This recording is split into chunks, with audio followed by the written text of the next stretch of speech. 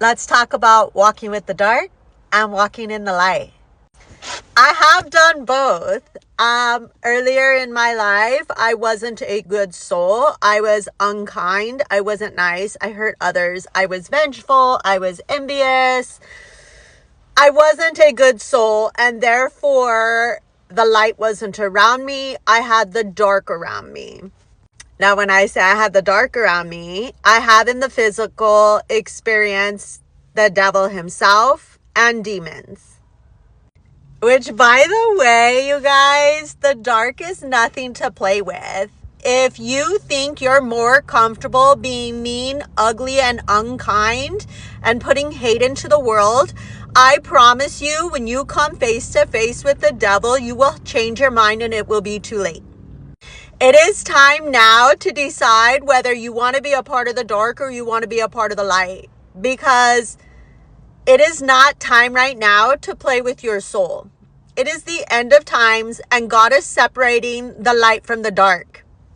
Okay, now back to that dark. So when I wasn't a good soul and I had the dark around me and I finally experienced the devil and demons within my personal space, I couldn't get rid of them. It seemed like during the day I had some relief, but as soon as night fell, terror, horror, all night long, being harassed, being tortured. But with the experience of the dark, that led me to understand that if the dark exists, that means that the light existed as well. And this is where I chose to leave the dark behind and run to the light.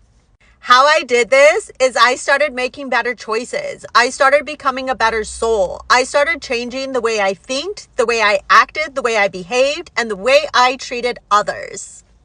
I also made a difference in my life by seeking God. I have saw in videos that others have seen God, that others have spoke with God. And if they could do it, well, I would be able to do it too. And it became my goal to find God and to speak with God. Of course, if you've been following my story, you know that I did find God and I do talk to God and I have a very close relationship with God. In fact, I went from being a sinner and walking with the dark to being God's third and final Messiah. Because after he moves us into heaven and on earth at the end of 2029, then we won't need another Messiah. There's only one Messiah on earth at a time. And, well,